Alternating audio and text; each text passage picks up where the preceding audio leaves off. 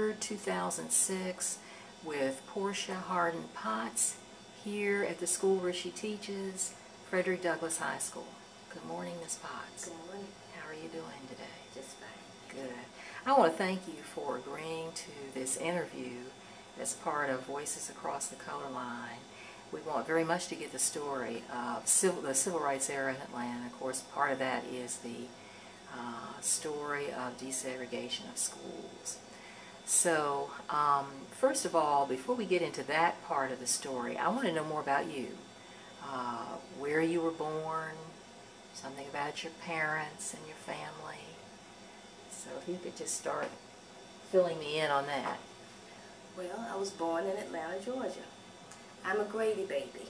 Ah, okay. So, and that's a bit unusual today, finding people here who are actually native Atlanteans. I married an Atlantean.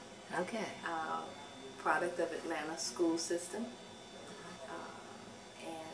Married an Atlanta school system product also, and have lived here. Well, not all of my life. We lived away. We lived in Virginia a couple of years with my husband's job, and we lived in Columbia, South Carolina. Who is your husband? My husband, Joseph Potts. Around Atlanta, he skipped Potts. Oh, okay. My parents, I think, well, yeah, they were born in Atlanta also, both my mother and father. What were their names? Dolores Brown and Billy Harden. Okay. My grandfather was a barber on Hunter Street, old Hunter Street. Oh, yeah. They had the Young's Beauty and Barber Shop. Ah. As a matter of fact, my grandfather was a barber in the Herndon shop downtown. And what was his name? His name was Steve Harden. Okay. And we have a picture that was given to us of the old Herndon barbers. I think it's dated in '88 when it was presented to us from the Herndon home. Okay. Yeah, well, I think I was there at that event. Yeah, I think Harden, yes. I had an aunt who was present, and the picture was presented to her. Yeah. And I ended up with it. Yeah. But, you know, I remember that event. But yeah. my grandfather worked on Hunter Street for many, many years. And my grandmother, his wife, was a waitress at Rich's in the Magnolia Room for 38 years. Before or after it was integrated? Before and after. Okay. Yeah. And what was her name? Her name was Elise Harden. Okay. And I remember her telling us little stories about serving Mr. Rich, Dick Rich. Okay. He would sometimes ask for her. Okay. So, yeah, I wonder if she, and I guess we can get to this later, but I was wondering if she had any comments about the whole process when the students in the 1960s were were trying to sit in at Rich's Magnolia Room, and the response of Richard Rich to all that whole situation. I don't remember any of her comments. What I always thought was interesting about that time was my mother's parents. I remember my mother's parents thinking that those kids had no business going down there, raising all that sand. Now, my father's mother, who actually worked down there, I really don't remember her saying anything, but I do remember the people in my neighborhood where I actually lived thinking that they had no business, you know, stirring up mess. Yeah. Where did you live? I lived on West End Avenue. Okay. You know where Morehouse's School of Medicine is? Right. There's a pecan tree over there right now that was in my front yard. Ah, so the house is gone. Yeah, the house is gone. Okay. I think the schools bought up the home. Okay, so the school is on that property now. But the tree is still standing. The tree is still there. That's wonderful. Yeah. Okay, so you grew up near the Atlanta University Center. What impact did that have on you growing up so close to that? Or what do you recall of how you felt about being in the area of all those schools? You know, you don't think about it then at the right. time. I really remember what I felt then. I know now look back now, I look back on it with a lot of pride, you know, Okay. to have been right in the midst of all that. That was Clark, Morehouse, and Spelman. And I had to almost walk through those campuses every day. And we just took it for granted. You know, I didn't realize that, you know, that's almost a little Mecca right there. But at the time, you know, it didn't seem significant to me. So what school did you attend? Spelman. Starting out? Oh, you eventually went to Spelman? I eventually went to Spelman. Okay, well what about, say, elementary school? Elementary school, I went to Berean Academy, a 7-day Adventist school. Okay, where was that located? It started out on Ashby and Palmetto in a church. We had school in the basement. And I remember that we sold donuts and raised enough money to eventually move out to Westview Drive and Chickamauga. Okay.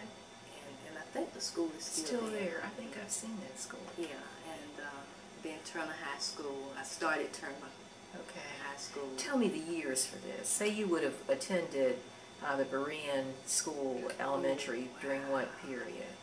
Did you start as first grade? I'm sure I did, yeah. Okay, and you went through 6th grade? Through 7th. Went through 7th. Yeah. And then high school started in 8th grade. Okay. And that was 60. Okay. Yeah, because I think my 8th grade year was the year that Hamilton Holmes and Charlene Hunter had gone to the University of Georgia.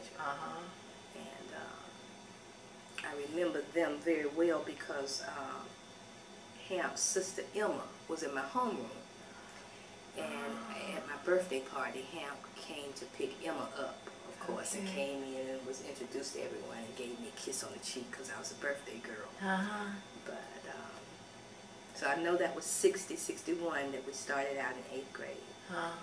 And I went to Bass in 60, 63, my 10th grade year.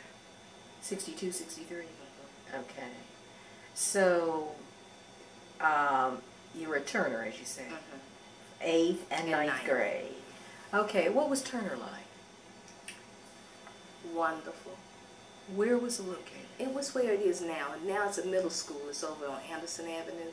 Okay. It's a middle school, but it was Turner High School at the time. And we thought it was the greatest thing. Yeah. It had just been built. It was fairly new. Yeah, it was fairly. I think maybe their first graduating class was 59. Okay. Maybe a little before that, but it was fairly new. And Turner was just wonderful. It was like a big family, and I was a fairly good student and popular. And when I went to Bass, I really felt left out of things. We had, most of us who were selected, we had to apply to go to integrate the schools. In fact, that's what I also want to know before you get to how you felt when you got to Bass. What were the steps leading up? Why did you choose, or how did you happen to get involved in the desegregation school effort? A lot of it was because of our parents. Okay. My mother was active with the PTA. At Turner? At Turner. Okay. She knew the Swans. We lived across the street from Mr. Swan. Okay. And I think that our parents,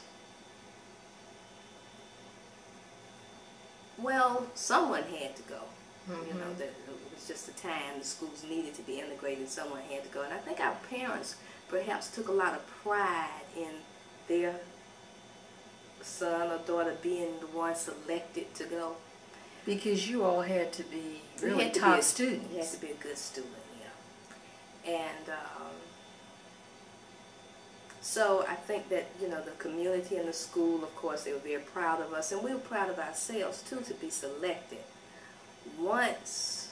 Okay, so now, was there any kind of testing? Or was it all on grades? Or how did you know you were selected? The first year, I think there was some testing involved. We were the second group. I think the first year was maybe like 3 or 4 students that went to various schools. The second year, I remember there being an application, and of course, transcripts and grades and all that. I don't remember a test. Okay. No, I really don't think we took a test. Okay. I'm certain we had to have, you know, recommendations and Mm-hmm. that kind of stuff. And there may have been an interview, because I remember going to a lot of meetings and gatherings. Oh, okay. Where? Seemed as if they were at churches. Various church groups would get us together. And, you know, that was a long time ago. Yeah, okay, I understand. But I do remember that we would get together on Saturdays. There must have been some kind of an application process, though, right? That your parents probably handled. Okay.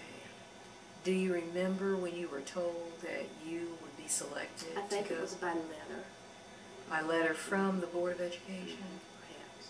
Okay. How did you feel at that point? Elated. You know, we thought we won the lottery. Okay. I can remember my family actually, my mother and father, well, my mother and stepfather, we actually lived near Bass High School. Where is Bass? Bass is in what's known as Little Five Points, Okay, Inland Park. The building is still there. I think I've heard that they were going to turn it into condos, maybe. I'm not certain, but I know the building is still standing there.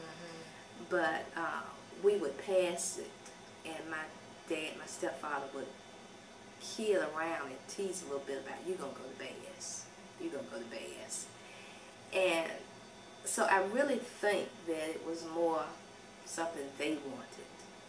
Yeah, something that they wanted for me. Okay. Because it was not a pleasant experience. I'm sure it wasn't. What kind, okay, you said you went to a lot of meetings at churches in preparation. What, do you remember any of the substance of the meetings? Do you remember anything that was done as by way of preparing you for this experience? It was more social. Just, okay. You know, just to get with each other, those of you who had been chosen. Those of us who had been chosen, and children of some of the parents, the church people. Okay. So we would just... How many were there? Did you get a feeling that we're actually going to be taking part? You mean how many black students? Yeah. Was there anybody else from Turner that was in your group that was selected? You were the only Turner student? I don't remember anyone from Turner. Okay, okay. Certainly not that went to Bass. Okay. I don't remember anyone else from Turner from that year. Okay. I do remember the year before, the very first year, there had been one young lady from Turner, Danita Gaines, and she went to Northside High School and stayed. I don't think she finished the year, and she came back. And I do remember all of the negative comments that were made because she came back. What were they? Oh, she didn't stick it out. Why did she go if she wasn't going to stick it out? And I can remember when we moved out of the area and we moved to Adamsville, which is, at that time, was about as far east as you could go because we didn't have an I-20. And Bass was about as far west, and Bass was east out there at Little Five Points.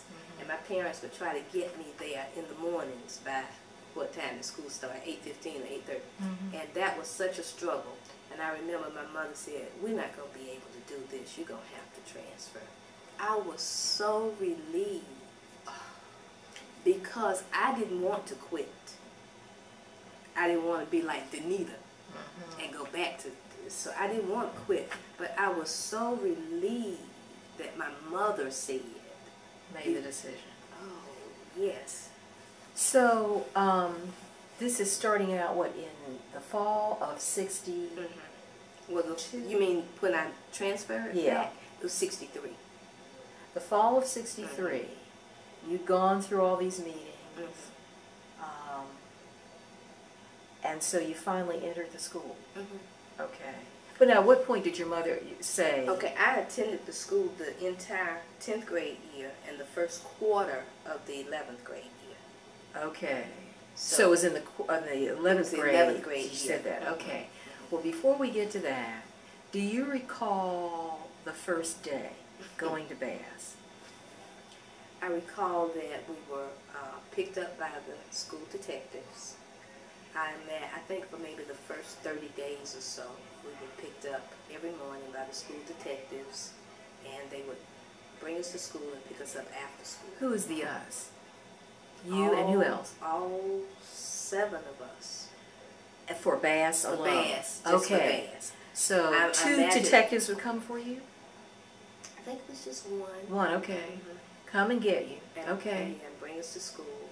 Your parents did not go with you the first day? No. Okay. No, the school detectives okay. brought us to school. And what happened? And the parking was on the street, and there were steps that you get out of the car by the curb and walk up steps, and then a long walkway, and then some more steps. And I remember that people, no one was in the walkway, but people lined both sides of the steps as we walked through. Adults and students? Oh, yes. Mostly adults? Mostly adults. Okay. And students, adults and students, but mostly adults. What do you recall walking through those lines of people? I was scared because they were saying ugly things. What were they saying? No, just nigga, nigga, go home and look at the pits, just ugly things. So when that happened, was that a revelation for you, or had you been prepared for that? Oh, no, we had been prepared for that. Okay. We had been prepared for that. Okay. In fact, we had been prepared to be spit on, and we were not. And I was thankful that we were not. Okay. But we had even been prepared for that. Were there officers or police at the school station at the school when I you were don't recall. Okay. There may have been, but I don't recall. Okay. So the detective led you and the other 6 children in. Once inside the building, what happened? I think we just met in the office and we were carried to our homerooms. Okay. I think we had a student to come and escort us to each class. Okay. But that may have been more, I don't think it was for our protection, not just one student. I think it was more to get us around. Okay, just to facilitate your moving right. around. Okay, so you then went to the 10th grade homeroom, and what was the response of the students and the teacher? I remember that Mrs. Porter, who was my homeroom teacher and my biology teacher, was the nicest person. Okay. She was very, very nice, very, very... In fact, all of my teachers were. Okay. They really were. The students were more standoffish. Okay. And that may have been peer pressure, from their friends. But the teachers were very, very warm. Okay. Very nice. Okay. Do you remember meeting the principal that day? Mr. Bennett, yes. Okay. Yes, I remember Mr. Bennett. And what was his attitude? Well, it may have just been the sternness of the principal. Yeah. Yeah, he didn't seem very friendly. I don't remember him being warm. Okay. So I imagine in 10th grade you then moved to classes. Yeah, Okay, and so that went how? Well, that's when I said there were students coming to meet take you. Yeah. At the end of one class to escort you to the next. Right. But there was no trouble. Okay. No, there was no. What about lunchtime? We didn't Where have did any you problems. We would eat together. Those of us who maybe had that lunch period. The blacks would eat together? Yeah. Okay. Yeah, we eat together. I don't remember going outside. I don't think they allowed us to go outside in the beginning of the year because I remember being just overwhelmed that the kids could smoke. There was an area, we couldn't smoke at Turner High School, but there was an area on the field that these kids could go to and smoke. At what age? High school. So these were underage smokers. Yeah. Yeah. Maybe they hadn't put that on the cigarettes at the time. Okay. Yeah, but they were. Okay. All right. So your teachers were nice. The students pretty stood off. Can you remember any incidents in particular that was either particularly positive or particularly negative? I really don't. I know that Well, all of us were good students. That's how we were selected. So I think that it helped that we were good students, because that kind of bridged the gap for us in the classes. It got to a point where there were kids who would call me at home for homework answers. So you excelled as a student at Bass. Oh yeah, I did very, very well. They didn't allow us to participate in a lot of extracurricular activities. Who didn't? The school. They didn't want us to get hurt. I remember that there were some kids who were in the band. They had come from Howard High School, who could not participate in the band. We couldn't take PE classes, which I was glad of. But no, we couldn't take PE classes. To protect you. To protect us. And did you believe that's why they were doing it? Or was it, at the time we believed it. Oh, okay. Yeah, we thought, yeah. And, but I was determined that I was going to be. You got to remember, we came from situations where we were the cream of the crop, you know, and then to go and be nothing. Nobody. So I was determined that I was going to be in the Beta Club. What's the Beta Club? The Beta Club is a club that is for students who make no grades below B. Okay. So they couldn't keep me out of the Beta Club. Yeah, can you protect you from that? I made 5 A's on a D. I made a D in Latin. And I couldn't get in the Beta Club. I had a teacher from Turner High School, I think he's dead, Mr. John Goodlock, who would stay on the phone with me until 11, 12 o'clock at night, helping me solve my algebra problems. So that the next day when I got back to class, I knew mine. So what happened in Latin? I just wasn't prepared. Okay. Because that would have been your first language. No, I had taken Latin at Turner. Yeah, it was the first language, that's right. I took Latin in the 9th grade at Turner. I took French. You know how the good students, that we didn't get to take home ec.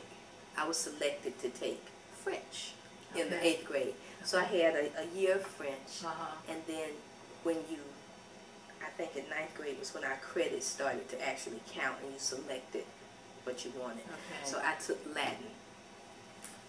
Did well at Turner, but I didn't do well at Bass. Okay. Well. And he was a good teacher. He was a very nice, kind, understanding man. I just could not get that Latin. I understand. I understand. So I didn't make the Beta Club. Okay. That was disappointing. Big, oh yes, big disappointment. So. I just don't remember anything being outstanding. Oh, that's okay. That's okay. So, say at the end, or what kind of issues, or what did you say to your parents to share what you were going through that sophomore year? How did you feel? What was your response? I know that I wasn't happy, but I don't remember sharing it with my parents. You know, if you're a pleaser, you don't want them to know, or you just don't point out things that you don't think they would be happy about. I understand. And I didn't think that anybody, my parents or anyone, would be accepting of my returning back to a black school. I've got to stick it out. Yeah, you were carrying the race. Oh yeah. But did your parents inquire? Were they sensitive, or were they fearful to hear about how you were doing? I think, you know, like most parents, if you're making good grades and you're doing okay, they think everything is okay. Yeah. So. Okay. But how did you feel? When did you first acknowledge to yourself that this was a lot to handle? I think the first, I kept in touch with my friends, of course, over the telephone. But when all of my friends were selected to be sub-debs, and I was not, I felt like they have forgotten that I'm over here. I thought had I been at Turner, of course, because teachers nominated the young ladies for that. Okay. I felt had I been at Turner, I would have been chosen to be one. The sub-debs were for what program? What institute? What organization? I think it was a sorority, and I know it was a sorority that had a debutante's ball every year. Okay. Because the next year I was chosen to be a deb, because remember the next year I was over at Harvard. Okay. But the debutantes Was like pre-deb. Yes, the sub-debs are like pre-debs. Okay. So in a sense it was like you had lost ground socially. Yes, yes, exactly. Okay. And, you know, I talked to my friends, and they would tell me about deb practice and sub-deb practice and blah, blah, blah. And I wasn't included. And I think that was the first time that I really felt that, you know, we've just been left out of everything. Okay. Do you recall any interaction or confrontation with the students, the white students? I really don't recall any confrontations. Was there any interaction? With a few students, like this Gail. Can you hold her picture up? Gail Bryant. I think she must have been in my math class. And she may have been one of those students who would call me. Uh-huh. Okay.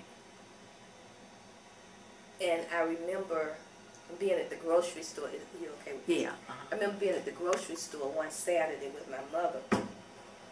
And this girl named Patsy's mother came up to my mother, introduced herself and hugged us and said, "Lord, Patsy just talks about Portia all the time." And I had no idea, because at school Patsy was not friendly to me. Well, it's like then the students were leading a double life too. They were sharing with their parents, or their parents were encouraging them in ways that they didn't follow through in school. No, and I think it was peer pressure when they got around their friends. Okay. No violent incidents? No. Okay. No altercations? Any name calling within the school? I don't recall, other than, you know, the first day or so. Okay. But, Okay, so after the end of the first year, what did you feel? just glad the school was over, you know. Yeah. You know, just, I don't think I felt any different than I would have felt any, you know, the end of any school year. Okay. I but did, you're basically in school without any friend to be with. Oh, right. The 6 of us, I think 4 or 5 of us lived near each other, and we would walk home together after the school detective stopped picking us up. Okay. So they were my friends. And so how did you take the school bus? No, we walked. From Bass? I lived on Hardy Street. Oh. See, when I went to Turner, we didn't actually live in the Turner area. We lived in the Bass area. Okay. What was the name of the street again? I'm sorry. That you lived in? I lived on Hardy Street off of Moreland. Oh. Yeah, Hardy Street was right off of Moreland. So we would walk straight down Moreland up to the little Okay, I got you. It wasn't there. It okay. wasn't there. So then junior year comes. What happens junior year? The dread to go back?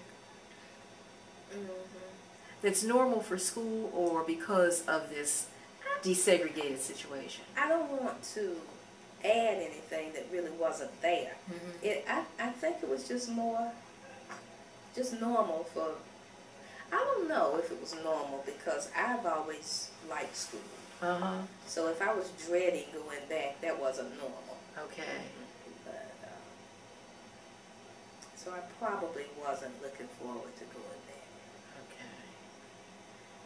And so then finally, you said your first semester of your junior year. It was just 1 quarter. One quarter. And your mother said? Well, we bought a house. They bought a house out in Adamsville. Ah. And we did it for a while. I think we moved school then started in September. Remember? Yeah. So I think we probably moved around Labor Day. Okay. And I think it was maybe late October, early November before I actually transferred, which was really rough. How so? Well, because of the distance. Okay. You know, just so far. Yeah. So it meant that your mother had to drive you to school every morning and then come and pick you up? Well, I had some relatives. I had my great-grandmother who didn't live very far from there. And I would wait there. Oh, okay, until they could come. Yeah. So it was just so inconvenient. And then when your mother decided this, because of the distance, is not right, you were relieved. Yes. And just what exactly was the relief that you felt? I'm going back to where I belong. It's like that Cheer song. Sometimes you want to be where everybody knows your name. You just want to fit in. Yeah. So I understand. But a bit apprehensive also, because I didn't know how I was going to be received. At a new school? Well, not just at a new school, but returning from the white school. Remember, that pressure was there also. Now, you want to succeed when you go over here. You got to do well. So...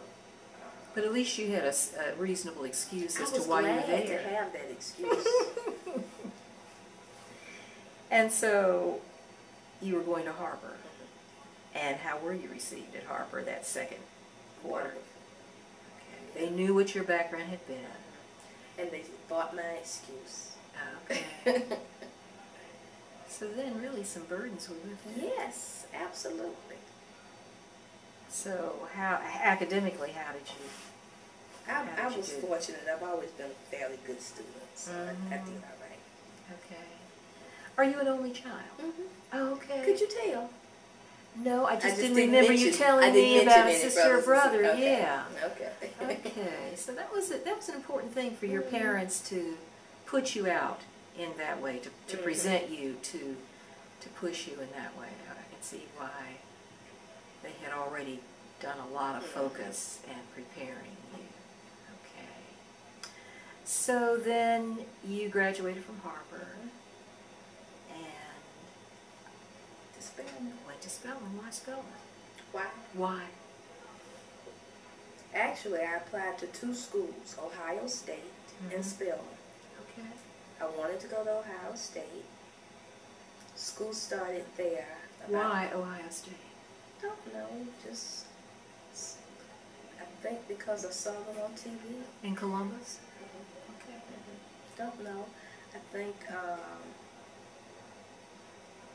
they would be on Saturday's TV and maybe had some black ball players.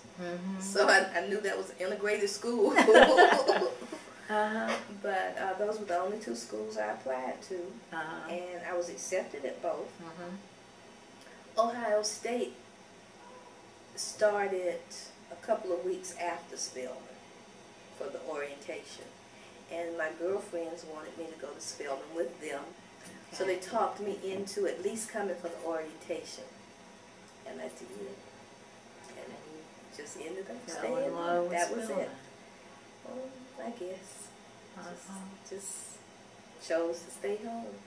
What did you study at Spelman? At Spelman, I majored in English and secondary education. Oh, okay. Okay. So you'd always wanted to teach?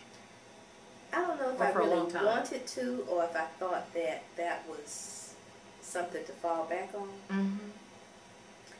And I've had other jobs, and I was just telling a girlfriend not very long ago, this is what I was meant to be. I probably enjoy teaching more than anything I've done. Okay. So, what are some of the other jobs you did? The longest, I guess, was with Gulf Oil Company. Well, they're BP now. Okay. They were Gulf Oil Company when I first went to work with them. I started out with them as a marketing rep, and I ended up being a pricing analyst over the Southeast region. And prior to that, I had worked for Avon Products as a district sales manager. Okay. And then just other little jobs. I was a project manager for a while. But you kept coming back to teaching. Okay. Where, I think I asked you this before, where first did you teach? You taught at the Youth Development at the Center. Youth Development Center. It's a home for delinquent students. Ah. Yeah. In fact, they had that. It was a residential treatment center. The kids were sentenced there by the courts. Okay. For various things. And you were teaching English or various things? I taught English and math there. Okay. And then coming to the public school system. I mean, was that public school? No, that was, well, private. It was run by the state. Okay. It was, I think in fact, I remember that we came first under the welfare. Okay, so you taught at the Youth Development Center, and then you came to the Atlanta public school system. Well, not right away. Remember, you probably don't remember, but I was out of the classroom for about 17 years. Okay. When I left the Youth Development Center, we moved away, and we lived in Virginia, Fairfax, Virginia, for a couple of years. Okay. It wasn't until 1989, that I got back. Well, I left Gulf Oil Company and renewed my teaching certificate. I had to go to Georgia State and take some classes. And in 90 was when I came back. Okay. All right. So, as you look back on your experience with Bass and recall, or maybe even in hindsight, learning about the whole struggle for desegregation in Atlanta, was it worth it? Do you feel that your in a sense, the stress and everything that you went through was worth what was achieved? Yeah, I do. It had to be done. Someone had to do it. You know, whenever you're the first to do anything or the only, you're always going to be a little uncomfortable. Right. Sometimes I do remember thinking that it was a lot to put on children to do that, but it had to be done. I don't know that, you know, kind of forcing integration on adults maybe would not have worked as smoothly as children who are already disciplined and in somebody's control anyway. Right. So I guess that children had to bear that burden. I do recall over the years thinking that that was a lot to put on children. But, you know, in a sense I understand that maybe adults would not have handled it as well. I'm not certain. Right. But it had to be done. Somebody had to be first. Someone had to be stressed out. Someone had to be the only one, the only dot. It had to be, someone had to do it first. So the barriers had to be broken. And yes, it was definitely worth it. Sometimes you wish you were not the one. Right. But no, I don't have any regrets, and I do think it was worth it. Okay. As, in a sense, the school system has become resegregated. There was such resistance to it, and then with the white flight, how do you feel now about where the Atlanta school system is? I have no problem with the segregation if it's by choice. If I'm really an advocate for community schools, I don't think that children ought to be bused. So if all of the schools could be equal and you could stay in your own community and get the same education, then I think that would be best for the child. riding the bus to get to anybody's school, an hour and a half, 2 hours in the morning, then another hour and a half in the evening. I think that's too much to put on the child.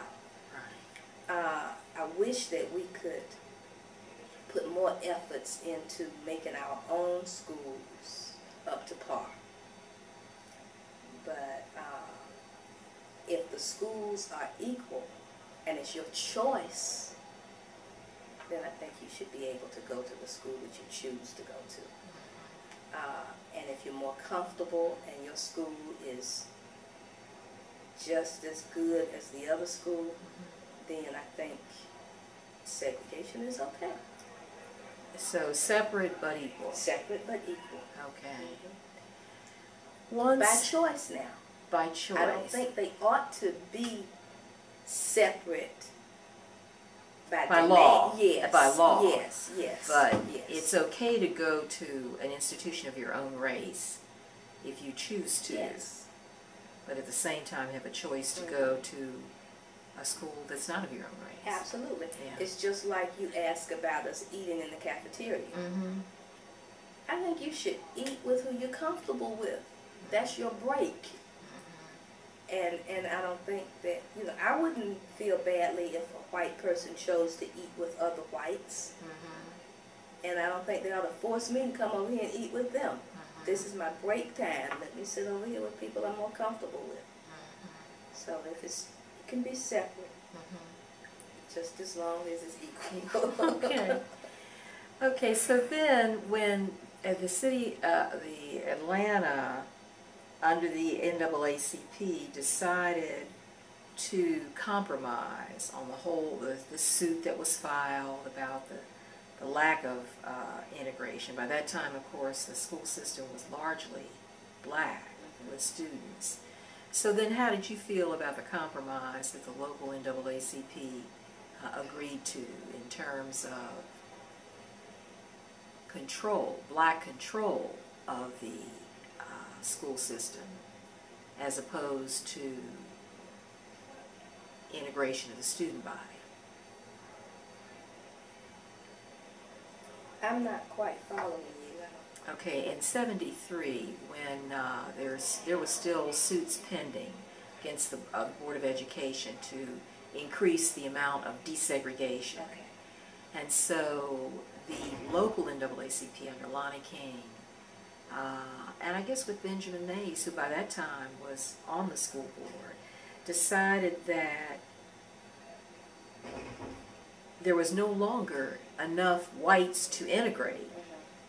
And being opposed to busing, I believe, they said, well, let's withdraw that demand as long as we can have some control.